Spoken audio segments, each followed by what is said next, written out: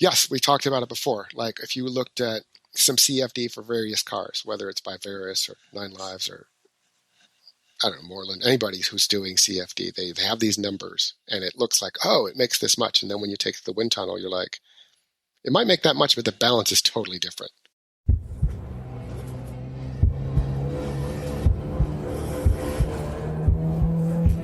Green flag, green flag.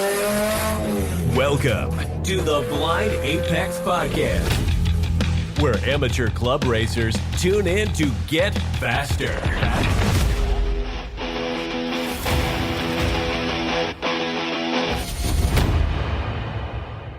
This episode is brought to you by Works Fuel Systems. Use Apex 10 at checkout to save on fueling your passion. If you like what you hear, share the podcast with friends. It's the best way to help the podcast grow.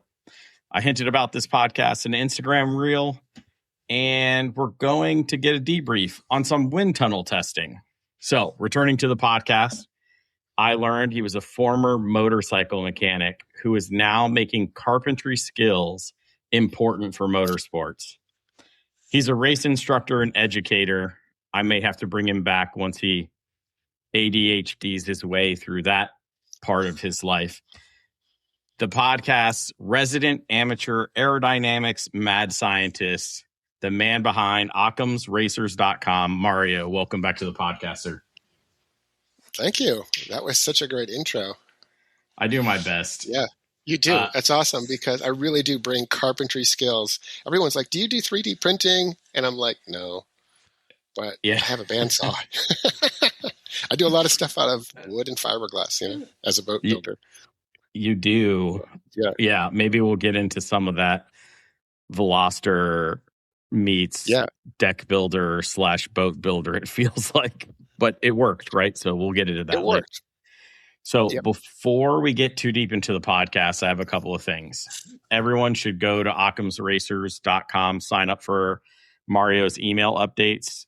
You would have gotten a bunch of updates by now already today or a week or two from now. Whenever this goes out, it's already on the website. Some of the information, we'll probably get into more detail. But I want to congratulate him for 500,000 website hits. That's a pretty big deal, in my opinion. I don't know. You're not Amazon. You don't get 1 million a day or 20 million a day, but And no, it seemed like a big deal for me. Thank you. Yeah. Yeah. I mean, I'm on the hunt for 100,000 downloads right now. So yeah, share the podcast so I can get to that. That's sort of a big number for us in the podcast world. But I also have another question. Have you broken any bones with the new skateboard ramps you picked up? No, I have not set it up yet, but I absolutely will. Okay. And there's no reason a 59-year-old should have a new half pipe. But I was just down at Phil Sproger's, and he was sitting there. And I was like, there's no way this 65-year-old guy's got a half pipe. And he said, no, that's my son's. And so I was going to buy it. And he was like, no, you just take it. So anyway, I have a new ramp. Yeah. I know you don't do social media. That's why I'll point continually over the course of this podcast, everyone, to OccamsRacers.com. But there is a Facebook group that I happen to be a part of. It's Skateboarders Over 50, even though I'm not quite over 50 yet. I was a young skateboarder, so I got a lot of what those guys love. So like old Christian Hosoi decks and stuff like that. So anyway. I was in that group when I was in Facebook. I have the sweatshirt, the Skaters Over 50 sweatshirt. Yeah. Okay. All right. Yeah. I do. That's great. When you have it set up, I'll post for you. So you send me the pictures because I am on the mini ramps Reddit though. So that's right. Oh, okay. Yeah, that's important. So, okay. All right. Let's try to reel back the podcast from skateboarding in an age where bones break easy to wind tunnel testing. Yeah, I'll tell you, there's a little bit of skateboard ramp design in the aero stuff I do. Oftentimes I'm laminating two pieces of wood together to make a curve. And then, once you press them together or glue them, they stay that way, like canards, wing surfaces. And then you fiberglass it for durability and strength. And then I actually do make parts that way. In fact, I had to bring a whole bunch of wings to the wind tunnel. And I think this time we tested 13 different kind of wing combinations on different cars, which is wild. But one of them Well, a couple of them were Miata wings, which have like 40 to 41 inch wing spacing, right?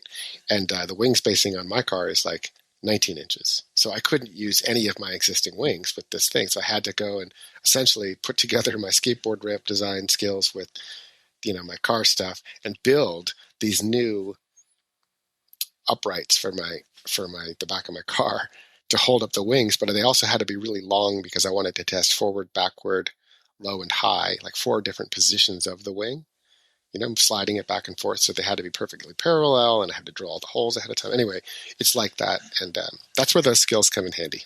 Yeah. Yeah. So shop class, still handy to this day. Doesn't matter. Geometry class, you're probably still pretty fresh on the geometry. All the things my nephews are like, I'm never going to use this again. Okay. Come to the garage with me. Let's talk about gear ratios and let me show you how to find it and stuff like that. So it's still applicable. But so you had a 6-day adventure, right? Because you're out of, what is it, North Central New York? Or yeah, we call it Southern Tier, but 25 miles from Watkins Glen. So just think of me as being in Watkins Glen. And then, it's like 4 to 5 hours from most tracks, but VIR is a good 10 hours away. And so I never make it to VIR. And I had heard there was a group going down there. They needed some instructors. And I said, yeah, I'd love to go. I'd love to go to VIR. I've heard so many great things about it. Also from you, your and Peter's podcast on VIR was one of the things that I was like, man, I really got to go there. So once I had that booked, I said, oh, shoot, I should go to the wind tunnel. It's only 2.5 hours away from VIR, right? Let's do a twofer. But I couldn't get 2 consecutive days in the wind tunnel, so it was a split. It was Monday in the wind tunnel, Tuesday, Wednesday at VIR, Thursday at the wind tunnel. And conveniently, there was a track event going on for Tuesday, Wednesday. So yeah, that's what started it all, was the track. Oh, event. okay. Yeah, then I was like, oh, okay, I'll go to the wind tunnel. And then originally it was 2 cars, and then me and Raul, and then it became Raul's car broke, and then I started adding other cars, but then Raul's car got fixed, and it ended up, and then somebody else's car broke. Actually, 2 cars broke, but then they both got fixed, and so it ended up being 5 cars. It was very dynamic at the last minute there. Andrew's wing didn't work out. Pete's 944 got stolen, which is in itself just an amazing story. Yeah, let me just tell that one. So, yeah, I'm at VIR on Tuesday, doing pretty middling. Let's just say I wasn't at my best on that day. It was very I saw the lap times that you talked about, that you admitted to. Oh, dude. Not very good. But had a great time. And then Pete calls me and he's like, oh, yeah, my car got stolen. The neighbor's kid broke into my garage and took it for a joyride. And then money shifted it and shoved it into a ditch. And first, I was like, this is an incredible thing. Like, when was the last time I heard the word joyride? Right? How about you? I work for a federal police department, so I hear a lot about, like, they're joyriding not 944s. Let's put it that way. And when you hear about it, it's high-tech stuff with, like, the Flipper Zero, scanning somebody's Dodge Demon something or other, and then because they're automatics and they joyride those. But a manual 944 is not something I would think is on, I'm going to assume, like a Gen Alpha type of child's radar. Yeah. So, no, I mean, also, like, how did he get the kill switch working? How did he initially get it into gear? He couldn't shift it because eventually he just did not know what he did and locked it up. I'm sure that transmission is toast.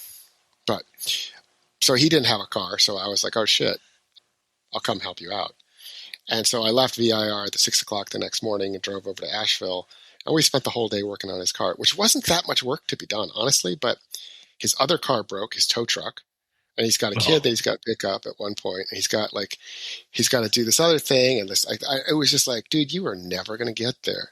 He was never going to get there if I didn't help him out. So it was good that I came. It was a lemons moment. Okay. I mean, that's fair. Yeah.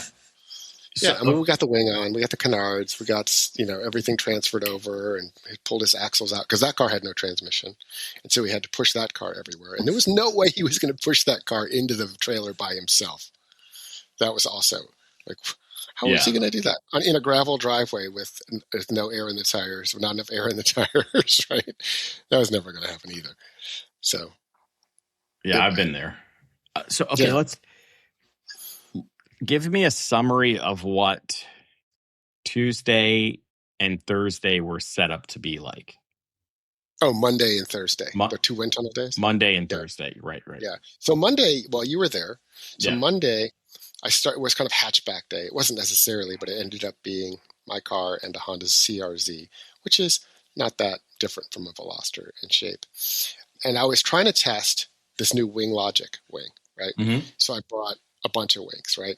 And I wanted to see, because I tried to test it like on track last year and it just didn't work out. Every time I brought it something, the car broke. It was like this bad penny. Every time I brought this wing somewhere, something would happen. So I was like, I'm going to bring it to the wind tunnel and finally test it. And so I brought it along a smattering of other wings to test it again. So I wanted to, a 64-inch 9 Lives wing versus a 64-inch Wing Logic wing. I wanted to test it as a dual wing. As I was saying, Andrew's CRZ, his wing didn't quite work out that he was building, so I actually brought a 71-inch wing for him to try out. And then we tried some others, and I brought a 68 for Raul's car. But on Monday, it was really just, we started with canards. You were there for that. Yep. I did a bunch of canard tests. I wanted to see like the size of the canard, the edge treatment. This is a kind of cool one. So, sometimes you'll see a canard that has just a plain edge, right? It's just like a sheet of aluminum or carbon fiber. And sometimes it has a small raised edge, like a gurney flap. Let's say quarter-inch, half-inch. But sometimes they have these like big honking, like really large raised edges, almost to channel the air. Like the 9 Lives ones have really large edges. So I wanted to test the difference between large, medium, small, right? Mm-hmm. And that was really pretty telling because I always thought the large edges were too large, because you're trying to trip the air over them, not really capture all of the air, but to create this vortex. And indeed, the smaller size worked better. And then we moved on to testing wing location. You were there for that, where I tested high and low, but also wanted to test swan necks versus regular wing mounts. And that was a pretty cool test because I didn't expect swan necks to have more drag. I don't know if you saw the spreadsheets at that point, but I'll break those down for you. But like a swan neck makes, I think they made 11 or 12% more downforce than bottom mounts. And I was like, I would expect that, but I didn't expect it to make, 3 or 4% more drag as well. But they're taller, there's more stuff. It's not just under the wing, it's up on top of the wing, even though it's behind it. And that did show up. And also, I guess, because you're using more of the wing to create downforce, because it's not getting the sort of intersection drag that happens from the bottom mounts, that you're using more of the wing. So, of course, you're going to have more drag. But anyway, swan necks were really good, like as expected. Right. Let's use them. Right. In like numbers terms, like lift drag ratio, it was something like 6-to-1 lift drag ratio above and beyond. Kind of like, I was like, oh, that's pretty good. Then I tested a bunch of gurney flaps because I wanted to try like gurney flap shape. Do you remember that one? Mm-hmm. That was wild, right? Like I tried a 7/8 inch tall gurney flap, just rectangular, and then another one that was a half inch. I think I lost $1 on that bet. So yeah, that's right. Yeah. Okay, let's talk about that one. That was pretty cool because what did we bet on? So if you can imagine a concave gurney flap, that means almost no gurney flap in the middle, but much taller on the ends, right? So it drives the ends of the wings harder.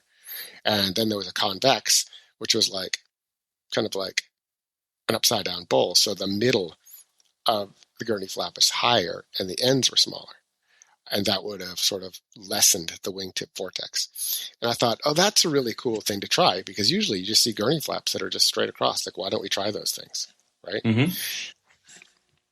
But, at $70 per run or $80 per run, that's why we don't try them because oftentimes they don't do much.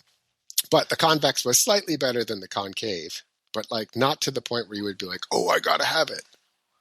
Right. They really weren't much different. Yeah. Like, let's just use regular gurney flaps. I mean, there is a case to use the convex one where you want to reduce the wingtip vortex a little bit. It was useful for that. And I did see it as being useful. So I might do that in the future.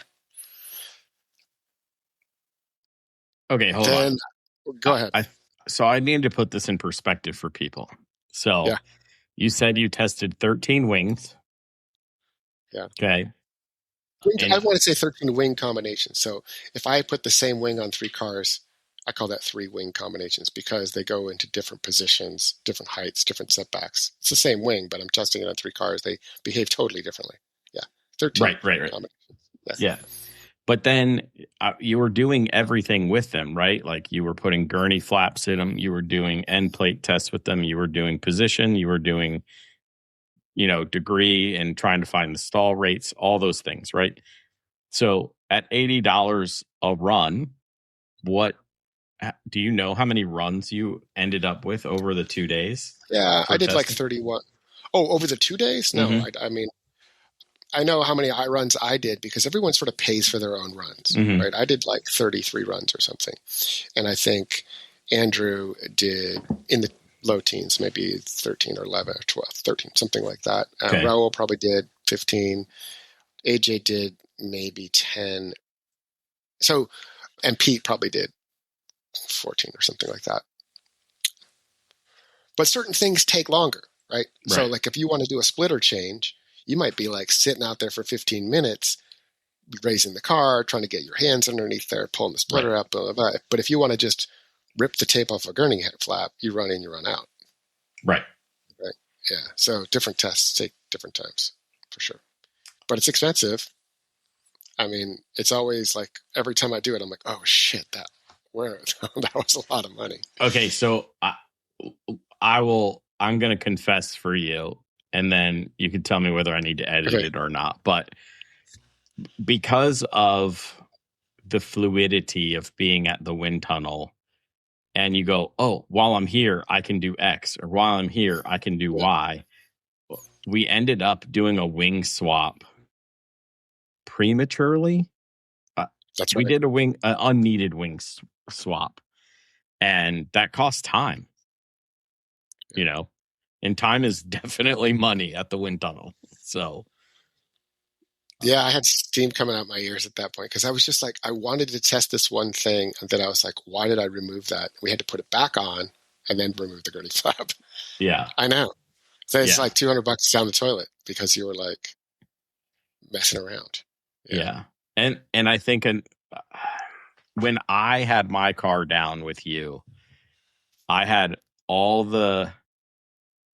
lot of it was like, let's tape the entire car, pull the tape, run it, pull the next piece of tape, run it. But then when it was wing stuff, I had all the tools and the power tools, right? So when you were running with like a power ratchet, it goes a lot faster than a regular ratchet or ratcheting wrenches, right? So, and I feel like that time all adds up. I didn't realize how much until we were probably 20 something runs deep into your Veloster. And I was like, I should have brought all of my ratcheting or power ratchet setups, Yeah. But I even bought this like Ryobi USB powered screwdriver because I was like, and everything came off with a 4mm Allen or a 10mm nut. Like all of my parts. And so I just kept that with me, and I always knew that that's what I was going to be doing. That does help for sure. Yeah. But for some reason, I felt like for a couple of runs, your Ryobi was charging. Like, yeah. Then I have a backup hand tool. Yeah, I should have brought down more stuff, and I knew we had lots of hands, but yeah, I mean, I'm sure I could have saved hundreds of dollars, like because every minute is $10, right? So it doesn't take much to save 10 minutes. Okay, yeah, the amount of money you can save in 10 minutes feels like a lot to me, who still has a blown up engine and transmission. Yeah. So. Okay, do you want me to name all the wings that we touched or you guys touched over the 2 Oh, days? should we? I mean, I don't know. Like, I'll eventually get to them on my blog. Okay, that's But fair. yeah, no, there was 3 MSHD Wing Logic MSHD wings, which we did Right. 671, 68, 64. And then we did the 64 both as a single wing and as a dual wing. We did the PCI 68. We did, which that was so we could back to back it with the other one. We did a 9 Live 68. We did this Grid Life Touring Cup kind of 250 square inch wing, which is one that I've done before, like twice before, but like I did it on the hatchback and I was like, okay, hatchback doesn't really get great aero numbers. Like it's always got more drag and less downforce than you want. So we were going to like put it on Raul's car and give it one more college try, right? So this time I was like, I'm going to make swan necks for it. I've got a little gurney flap for it. I got bigger end plates for it, and we're going to try and just drive this wing at like 6 degrees, which is really probably more like 11 degrees considering the backlight angle, the angle of incidence coming down the rear window. And I was like, this wing's finally going to do it. It didn't really do it. We had a couple of spoilers rocking out. Then we had, what else did we put on there? A 55-inch 9 Lives wing. And the reason I brought that one is because I've put that on every car. You have the 55-inch on yours. Yep. I've put it on my Veloster. In fact, it seems like every car I bring down there, at some point I put that on there. It's just sort of like the touchstone to like other data. It's like a 9 Lives wing with a 12x9 end plate. That's just like what I use. It's a good baseline. Raul had a APR GTC 250, a carbon fiber wing, and I've always wanted to try that one because I looked at if you look at the kind of the end cap, it's such an aggressively shaped wing that like almost goes to like, it's got more in common with a skateboard ramp than it does with a wing. It like goes to vertical at the edges, and you're like, well, how does the air stay attached at that angle of attack? Well, I can tell you it doesn't. We looked at the data and we're like, oh. So, okay, what is Raul's car? So we've had your Veloster, a CRZ. Oh, sorry. And then what is Raul? Andrew's CRZ. Yeah. Raul's got a first-gen BRZ. Okay. Yeah. I do want to talk about that in great detail, actually, because it was so interesting to see how different what I would say a properly shaped car, like a fastback, behaves with aero compared to like a hatchback or a sedan. So Raul's, he brought in his car with a splitter and a wing, and just as he was normally running it, and we ran it through the wind tunnel, and it really had like 0% front load distribution, which means like all of the aero was on the rear of the car. So, but if you looked at, what class is he set up for? ST5. ST5. Okay, that's fair. All the BRZs are between 4 and 5 these days. So, yeah. So, and he's got a 68-inch PCI on there, and it was, I think, set at 0 degrees or 6 degrees. I can't remember what it was at first. I'd look at the data, but it was surprising how well the wing was working. And later, when we took the wing off, it was completely reversed. There was like 150 pounds of front downforce and like 150 pounds of rear lift.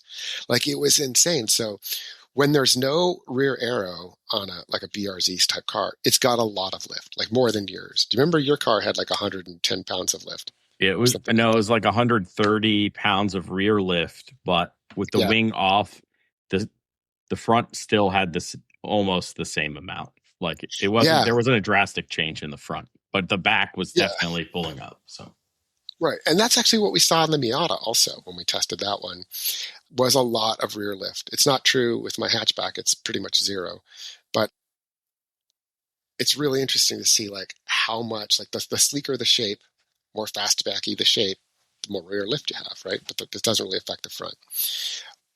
And so this BRZ though, when you put the wing on it, it reversed everything. Now suddenly it's got way too much rear downforce.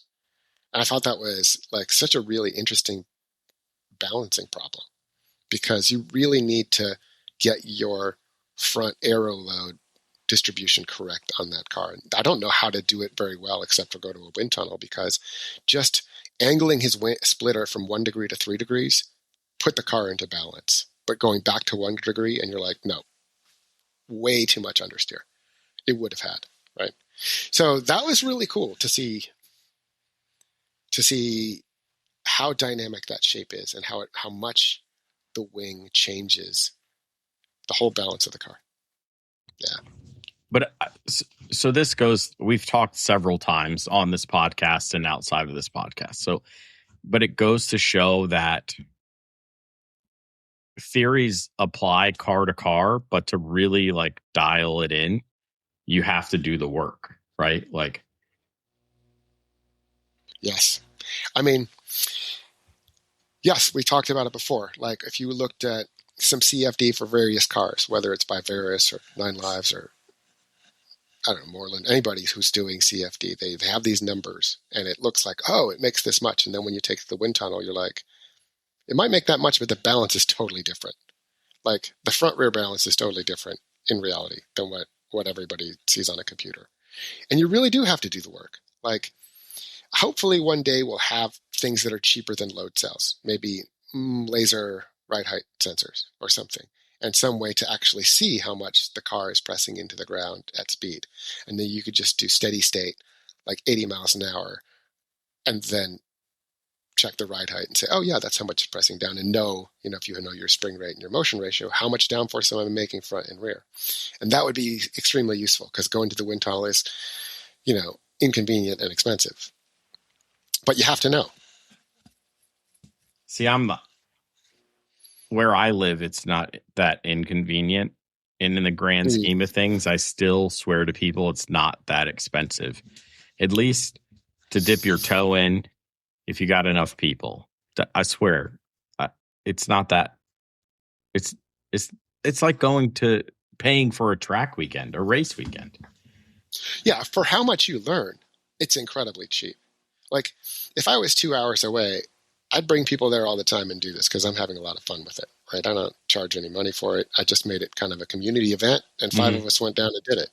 Like, other people should be doing that. Absolutely. For $1,000, you can run, that's an hour and 40 minutes, and you can get so much done. Actually, I think it's a 2-hour minimum, but you could do a bunch of different cars, get a baseline, do a wing sweep, find out your front rear balance, try a bunch of other like very telling things like canard placement and wing angle and basic stuff like trying to keep the air out of the windows. That's another thing that was like really cool to see was every car behaves so differently with open windows. Like your car wasn't affected much. My car was a loss of 15% rear downforce and 7% increase in drag. I think we did Raul's car, we did AJ's car, we did crazy. Andrew's CRZ gained downforce with the windows open. Yeah, that blows my mind, but go ahead. Yeah, I almost want to he's a very smart dude, and he made a really cool car, that Honda CRZ, which just didn't really have a splitter, just kind of like an under tray and some very clean, large canards, and the wing that I stuck on there at the last minute for him because his wing didn't come in time. And it did like a 1.6 lift drag ratio, which is really excellent, honestly. I mean, we don't see many cars that are really approaching like 2-to-1 lift drag ratio, like for club racing. Most of them are around 1-to-1, right? Mm-hmm. So for this Civic to show up there without a splitter or without like excessively radical aero, nothing underside, no diffuser, no blah, blah, blah, to get 1.6 is pretty special. He knows what he's doing. Yeah. I mean, he also started with one of the hyper economy cars, right? Like Honda was like, we need to get all the juice we can squeeze out of this car. It's sort of like the first gen Insight or the CRZ or even Teslas. Aren't they slippery? I mean, I don't know. I don't know if we've ever had one in the tunnel. So, well, I mean, we have to go around there with our windows open, which is what sucks, right? Mm-hmm. And his car with windows open had like a drag coefficient of like 34 or something, right? It was very, very slippery. Mm-hmm. So my car with the windows open is something like a 41 or 42. The Miata was, I think, 41. Raul's BRZ was like a 47. Oh, wow. So I know. So like I was saying, every car is different with respect to how the open windows affect the aerodynamics, right? Yeah. I think the BRZ might be the worst of all time. Like, Really? it was, yeah. Like, I mean, you look at the car and you're like, you look at it and you go, okay, just eyeballing that car, it's like a 0.32 CD or something, right? It's somewhere in the 0.3 range. It could even be less than that. Low frontal area, pretty sleek, like teardroppy sort of. Yeah. It looks slippery to me. I know. And I got to say, it's the draggiest car I've ever seen in the wind tunnel.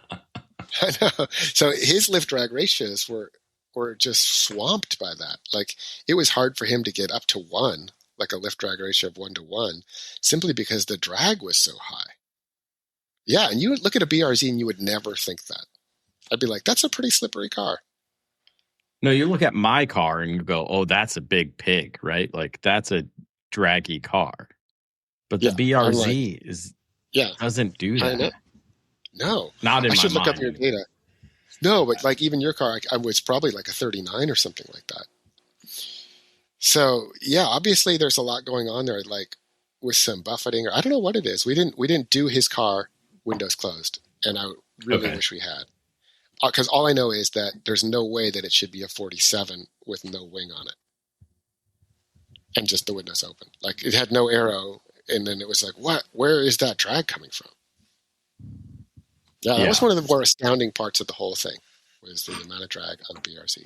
So if there's a 2027 day, the Blind Apex podcast will sponsor all the cars that go their open and closed window run. Awesome. Dude, why don't we do a 2027, like 3-day? You know, like we'll just like do as many cars as we can. I'll go down there and like organize like all of the spreadsheets and other stuff that I do ahead of time to make sure everybody's got what they need to do. And then we'll get the cars in and out. We'll bang this shit out, and we'll get like, I don't know, 4 cars a day is totally doable if you just do like baseline runs and wing sweeps and a couple of things. You couldn't do more than that. 3 would be great if you were doing lots of runs. But even still, like we could set a goal of like 10 cars over 3 days or something like that, or 12 cars, what the heck. And that would be super fun. Yeah, talk about I'm in. Yeah. Let's go. I need 10 listeners who are ready to sack up and go to the wind tunnel. Yeah. What are we thinking? 2 hours a piece? $1,200? No. Well, yeah, you don't even need to. It's like a 2-hour minimum to do the wind tunnel for like to get Jeff out of bed. But you can absolutely do just an hour and a half if we're doing 3 cars, because it's a half an hour to move the cars in and out. So you got to just put them on the scales and strap them down and center them and all that other stuff. So it's probably, like 3 cars is easy. We obviously, because we did 3 cars. We did AJ's C7, his customer C7, and we ran a bunch of stuff on that. And then we did that 944, which we had to push in and out manually. And then we had to do that. Then we did Raul's car, and we had plenty of time at the day. We had probably another hour. So yeah. Okay. I'd love to get like a Lotus Elise in there, because Simon McBeath did some of that in the Mira tunnel, and I'd love to like sort of baseline some stuff off what he was doing. Oh, so maybe we can get him to come and we can 1-to-1 his stuff from the other tunnel. He's in England. I don't know what he would probably fly him here. Just kidding. Yeah. This is my data nerd coming out. I think of myself as like the enthusiast aerodynamicist, and if you like mention me and Simon McBeath in the same word, I was like sentence, I'm like, no, major imposter syndrome. Like, that guy knows what he's doing. I'm just, give me some plywood. Yeah. But okay, I'm clipping this section. It's going out. Like, I am going to beat the drum. Like, I want 10, maybe 12 cars, 3 days, 12 cars. Might be pushing it a little bit, but yeah, we'll figure it out. Yeah. And I've got 2 runs on each car. So, because I want to see everybody's windows open, windows closed. So, yeah. What would I sponsor? I'll sponsor like one of the runs too for everybody's car. What would it be?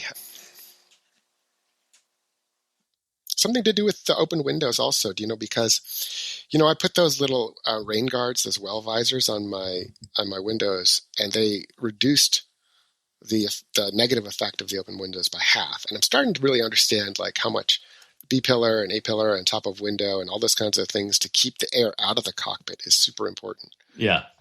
I'd love to try like mirror stuff. Like I'd want to run the biggest mirrors I could and just sort of block off that whole quarter window area. You see that on Miata guys, they'll remove the whole quarter window, which is just a mistake because now you're just shoving more air into the cockpit. You actually want to kick it out, like put a trucker mirror on that. Right. The old school air conditioning on the old trucks where you tilt it and let it rip. Yeah, that's right. That's right. Yeah. Okay. Yeah. Let's get 2027. Let's go. Everybody get in line. So first come, first serve. Don't blow up your car. Don't let the neighbor's kids steal your car. Right. Let's make it happen. I'll tell you what we're not testing. Okay. We're not testing end plates ever again. Let's talk about this because I've got 2 3 mil carbon plates, probably too large, maybe not. We'll talk about that. But that I was like, I'm going to throw those on the end because bigger is better. Wings, it's like Texas. Bigger is always better, right? So bigger end plates must be better also. So, okay, let's get into this conversation about end plates because we tested all sorts of end plates and end plate accoutrements. So. Yeah, I think at this point I must be up to like 20 end plates. And I want to just say that the very first time I tested end plates, I should have stopped there. But every time I go to the wind tunnel, somehow I'm like, oh, there's some magic here. And there's no magic. There's no voodoo. There's no, I mean, I'm going to write an article on my blog about this eventually because Simon McBeath in Race Car Engineering, the one from England, he did the CFD study where he basically took a rectangular end plate and just kept increasing the depth of the end plate to see what would happen in the CFD. And it showed some interesting trends, like the bigger the end plate, kind of slightly better it got, but there was some good sizes like in between where like, I think it was like a 5-inch depth-ish, 125 millimeters, where it really worked better than on either side. But if you looked at the actual numbers, they were pretty small, the differences. And I was like, I want to do the same thing. So I took my street sign end plates, which are 12 inches. A street triangle sign is, like a no parking sign is like 12 by 18, right? 12 wide and 18 long. So I'll take those end plates and cut them in half. That's my 12 inches cord by 9-inch tall end plate. And I use that on everything. That's like the thing that like that 9 Lives 55-inch wing that I put on everything. Like every wing has to get that end plate on there at some point just to see what happens. But then I was like, okay, if I'm going to use 9 inches, I should also use 6 inches. And I should use 12 inches. And 12 by 12 is the NASA legal size, right? 144 square inches. So I was like... Yeah, the ST rules say that, I think. Yeah. But then I was like, okay, if you have 144 square inches, there's other shapes that you can do that also have 144 square inches. So I said, okay, let's do 12 by 16, but sort of angled, like so that it has a sort of triangular cut on one side. And I said, oh, I better run that both forward and backwards because you might think to put more of the area forward to capture more of that low pressure area that's in front of the wing. But you also might put that triangle rearward, like more of the area rearward, which is what you kind of see on airplanes. If you look at the end plates on airplanes, they're kind of triangles with the angle in the front. And you're like, okay, so let's try it both ways. Let's run that both ways. Then I was like, well, let's go to some really absurd end plates also. And let's go with the full street sign, 12 by 18, right? Because then we could kind of see what happens between 12 and 18 inches. And so that was kind of like what I would call the basic shapes, right? Then we had some very non-basic shapes, which is, for example, the Wing Logic end plate is 5.5 by 10, but it's sort of trapezoidal shaped. It's not just rectangular. And then we have special end plates like the 9 Lives Racing CFD V2, which has sort of a semicircular cut in the front and then a clip out of the top edge and a sort of small bent gurney flap at the trailing edge. And then we have 2 end plates from Yeti, that were kind of similar to that in the sense that one of them had a flick on the end, like a little bent gurney flap, but they were almost like Nike swooshes, like the shape of them. They were very interesting, and they had these laser cut or water jet cut vents at the top. Kind of sexy looking end plates, but Yeti also had a time attack end plate, Yeti Racecraft, which was pretty cheaty looking. Do you remember to see that black one? And it had this like almost this extra ramp on it that looked like another wing or something. It was supposed to create this extra vortex, but you're like, you know what? That's actually more planform area, and that looks pretty good. And then we had Ito Waxman brought a bunch of end plates that had different cuts and vents and other stuff. I can't really talk about his stuff, but I did try making some of the same cuts on my end plates. So I would put like a cut on the bottom of it and bend the end plate so that it actually sort of injects some air into the bottom, basically to reduce the trailing vortex. Okay, so I'm going to stop for a second because I'm running at the mouth, and I want to tell you that why do they do all these things? Why can't we just use a rectangle, right? The whole point is... No, why do I need one in the first place? Yeah, okay, why do I need one? There's a high pressure on the top of the wing, and there's low pressure on the bottom of the wing. And at the ends, the high pressure wants to scooch over to the low pressure side, right? And because you're kind of moving forward, and that happens constantly, you get a vortex, this spinning vortex that creates drag and sort of loses downforce at the ends of the wing. This is why you want your wingspan as long as possible to reduce the effectiveness, reduce the amount of the wingtip vortices based on the whole wing. Anyway, the end plate sort of blocks that from happening. It's a physical barrier that keeps the high pressure side from immediately jumping over to the low pressure side. Or you could think of it as the low pressure side sucking the high pressure side towards it. Either way, these big physical barriers stop that. But eventually downstream, they do have to meet. Like you end up getting this vortex at some point.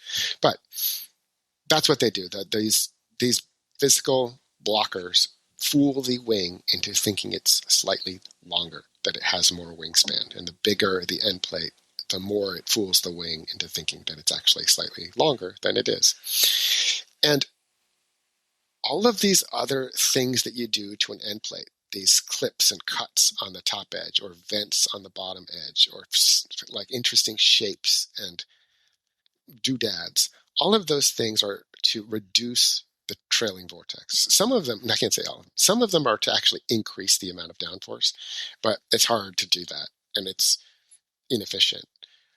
But so most of the things that we're trying to do are to reduce drag, okay? Reduce that whole process of high pressure going to low pressure. So that little cut on the very top of the wing, what that does, on the top of the end plate, it bleeds pressure from the high side to the low side earlier than normal. And so that reduces the end plate, the vortex there. But it also reduces the downforce because it's cheating. It's letting some of that high pressure go. And all of the other vents do exactly the same thing. Can we get a little bit less drag and keep the downforce? And so far, the answer is no. No. There is nothing substantially better than a rectangular end plate of standard dimensions. And so let me just put it into can you define better? Yeah, lift drag ratio, but I'll get to that in 1 second. Every 3 inches that we extend the end plate, let's start with a 6 by 12. Okay, it's a 12-inch chord end plate and 6 inches tall. Every 3 inches we add to that end plate adds about 2 pounds of downforce to the wing at 100 miles an hour, okay, in this particular setup that I was using. But it also adds the exact same amount of drag, not 2 pounds of drag, but whatever the wing was making, such that the lift drag ratio of the vehicle remained exactly the same, 0.88 in this case, okay? It never moved. We went from a 6-inch end plate to a 9-inch end plate. Oh yeah, the downforce went up. Oh, drag went up slightly.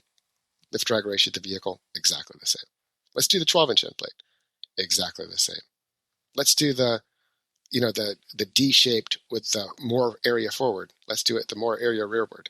Again, tiny differences in drag and downforce, but no different than the 9 by 12.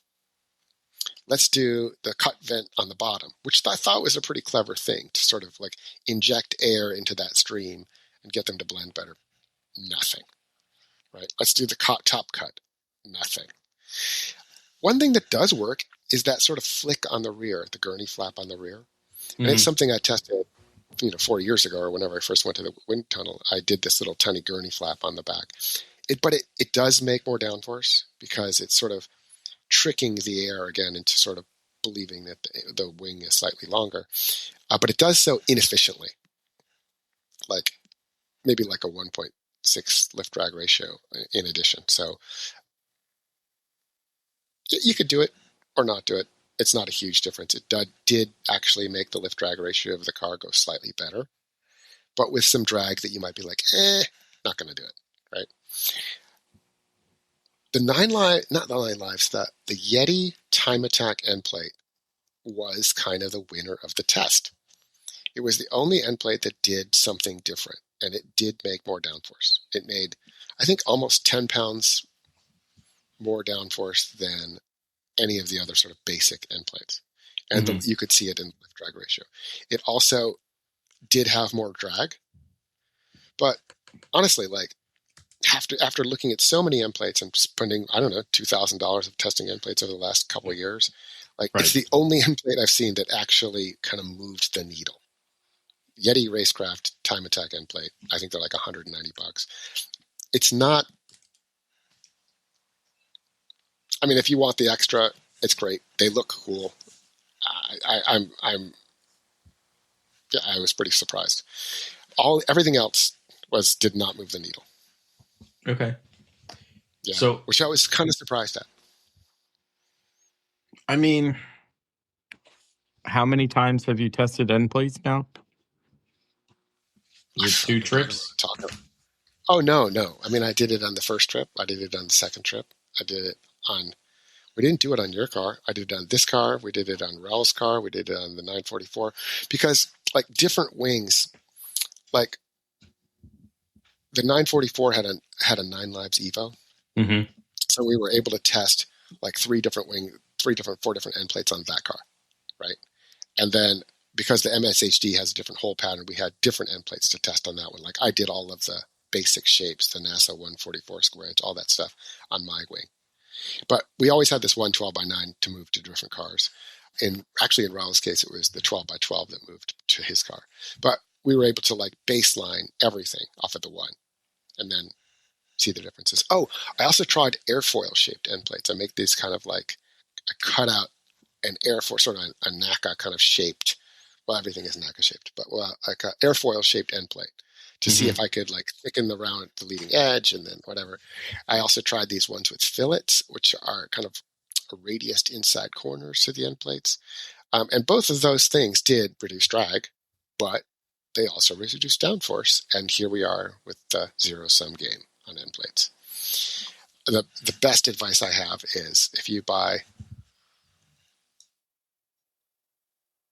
Well, before I get to my advice, I want to say one more thing, which is that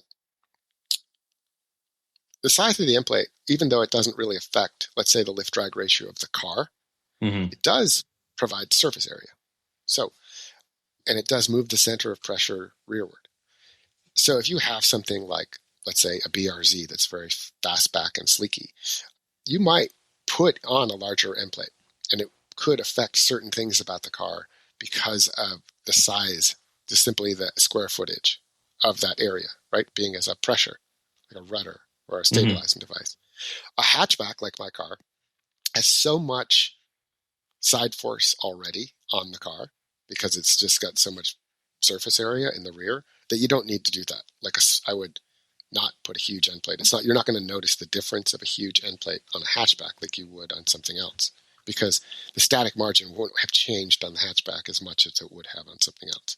That being the distance between the center of gravity and center of pressure. Anyway, my advice would be if you bought a 9 Lives wing, stick with the end plates that came in the box. They're great. They actually worked fantastic. These are the rectangular ones. If you bought a Wing Logic wing end plate, I would change those. They are slightly undersized. So it's like I just said with the Yeti end plate being very good and like really moving the needle. the WingLogic end plate is probably half an inch too small or an inch too small. Because I don't know why, but the 6x12 end plate outperformed the 5.5x10 end plate on the WingLogic to the point where you're like, okay, that moved the needle, right? And so you can just take a street sign. I get street signs for $2. I cut them in half, and then you have an end plate for each side, $1. And then I would do that with that one. Anything else, I would just simply say, also the PCI end plates that come in the box, they're just fine. Upgrading to the 12x12, probably not worth it. There does seem to be sort of a standard size and shape that works well. Put most of the area in front, and then, the trailing edge of the wing should line up pretty much with the trailing edge of the end plate, and you're done. And I hopefully will never, ever test this again. Yeah. As long as you keep talking to me, I'm not going to let you. So. Yeah, okay, please don't. Yeah, that was a total waste. And actually, after that day one, I was kind of sad. I was because I really had expected to see something. I had made all these end plates. I mean, I came down there with I don't know. It sounds like to see almost nothing was surprising. There were a lot of recycled street parking signs. Yeah, but here's the crazy thing: that my metal recycler sells them at the same price he buys them. I don't know how he stays in business, but I just bring a garbage can of my aluminum scrap, which includes a lot of end plates and stuff, and I get $1 a pound. And then when I want to buy street signs, they're $1 a pound. So I don't lose anything. I need to put in an order with you. I need a priority mailbox full of them. So I really should just do it. The other day I went up there and I found all these really nice unused ones. They came in from Ohio. I don't know why street signs from Ohio wind up in Ithaca, New York, but they do. And they were unused. They'd never been mounted. They're beautiful. So yeah, I got a bunch of those. So I'll send you. Well, yeah, my money's still green, Mario. It's okay.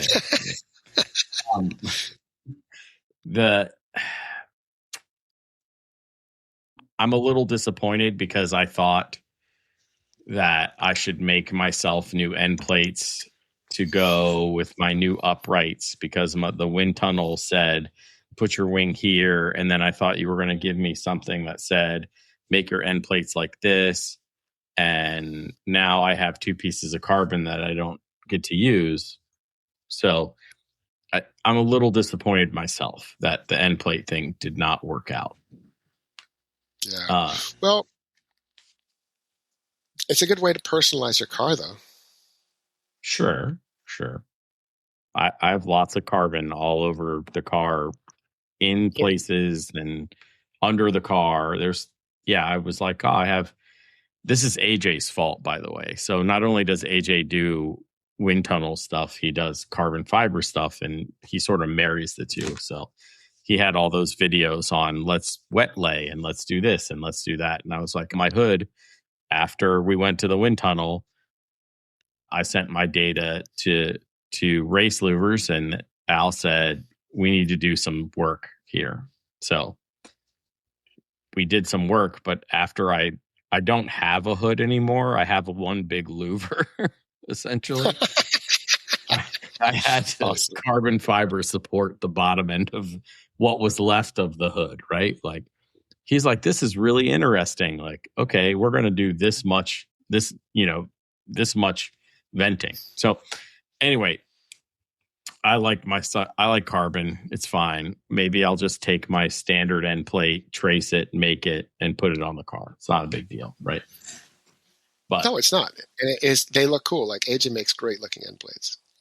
There's still a reason to have sexy end plates because they look cool. They're an area of personalization to get people to looking at parts of your car instead of other parts of your car. They distract people. Well, okay, that's fair too. They need to get distracted from a lot of stuff on my car. But yeah, I need AJ to start making me wings, or I need to get this WingLogic wing. So let's talk about that WingLogic. We didn't even talk about it. I mean, I wrote an article about it recently. Yeah. Michael Dewey came down. So a couple years ago, Michael I got it made by him a year and a half ago. Michael said, hey, I'm going to do another batch of these wings. Should I just do the same wing? And I was like, no, you should do this other wing, this MSHD wing. And he was like, oh, send me the file. And I said, okay, I have this. I don't do that. I do plywood. So I had my friend Alyssa send him the file that we were using to print my foam wing. And they scaled it up. And that whole story is on my blog. And then he made up. And this is like the second time I'd ever talked to Michael. I don't even know why he called me to ask me, like, should I make more of these wings? But he did. And he made them up, and then one arrived, and I was like, oh, that's really cool. And that was like last fall. So it took me this long to get it into the wind tunnel and test it. And honestly, it was fantastic. I was a little nervous because I had advised this guy, of course, yeah, scrap what you're building now, this perfectly fine wing that you're building now, and build this other thing that I've never really, it's not a shot in the dark, but it's a theory that this is going to work well. So I was a little nervous. But it did work well. Like, at all angles of attack, it was really strong, especially really high angles of attack where you would expect it to stall. So Tim Miller was there. He's a Sleepyhead Buffalo or something on these forums and stuff. I don't really follow. Grassroots motorsports and stuff like that. Yeah, he's like a respected aerodynamicist, like in the ways that I'm not. He actually went to school and knows what he's talking about. But he came in with yarn tufts and other stuff and took pictures and measurements, and he was just very quiet and going about his business. And he's like an impressively intelligent dude.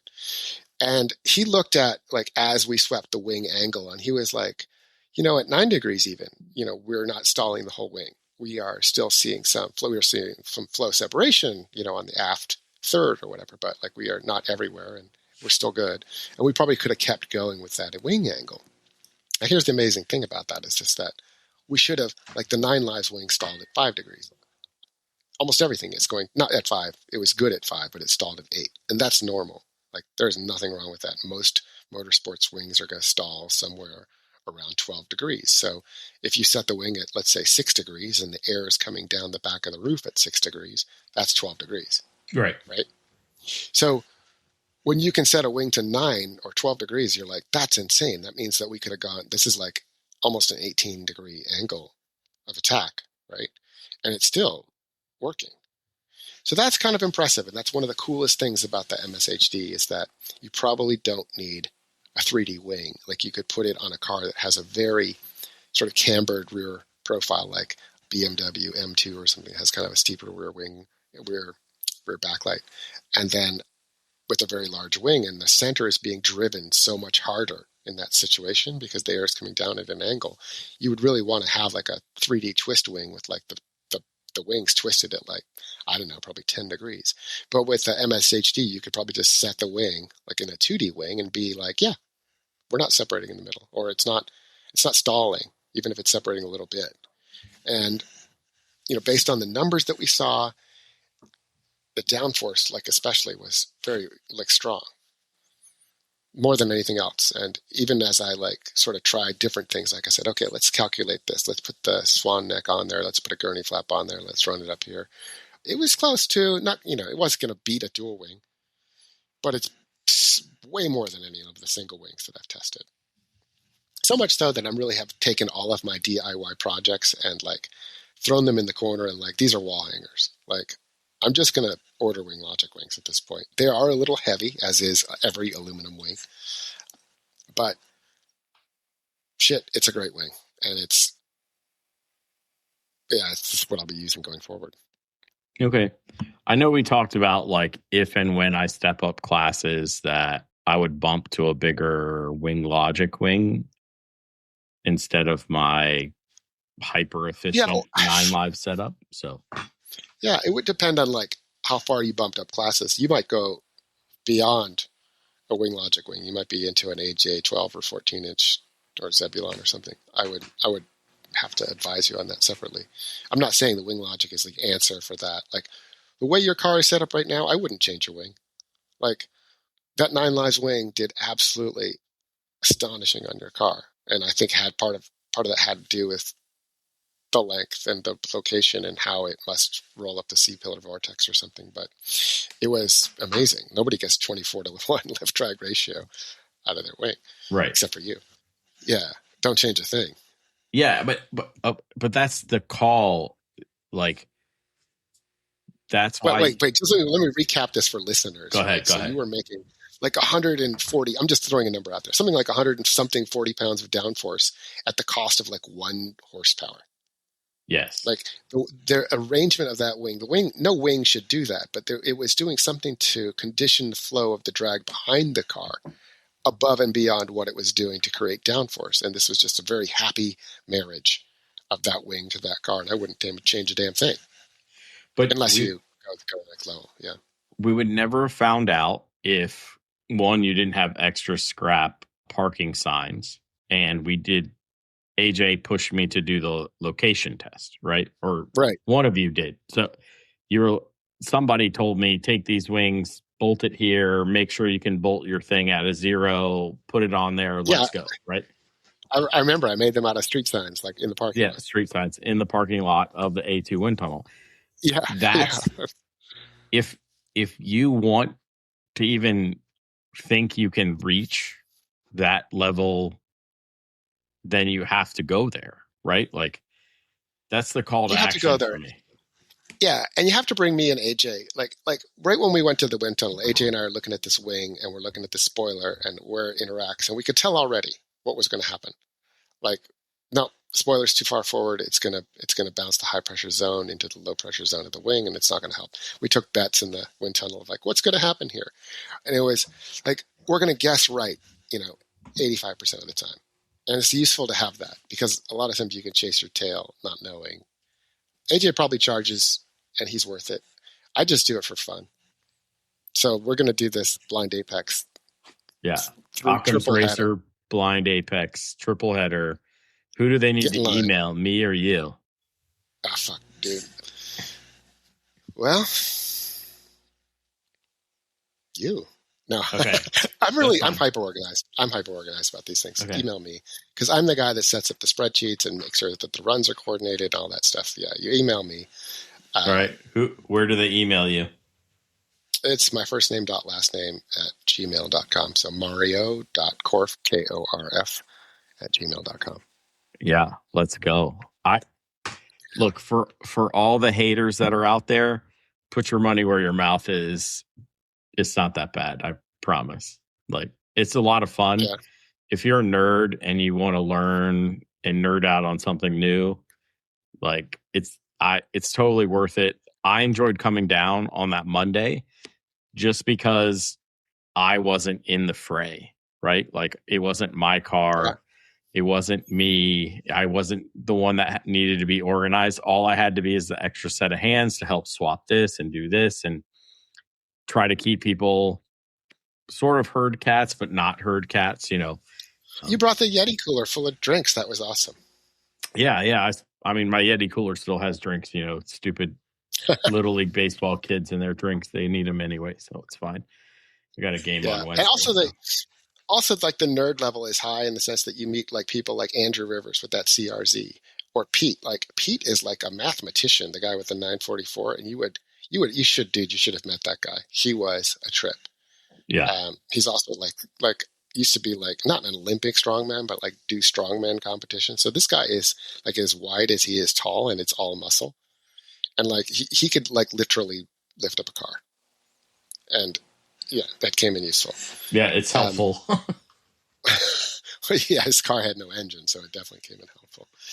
Anyway, yeah, there's a lot of really fun times down there in the tunnel, like just horsing around with the guys. Yeah, for sure.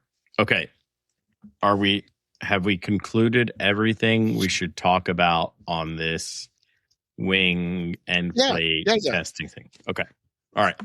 There's going to be more detail on the blog. I'm sure he's still chewing on data and looking at stuff and adding clarity. So occamsracers.com.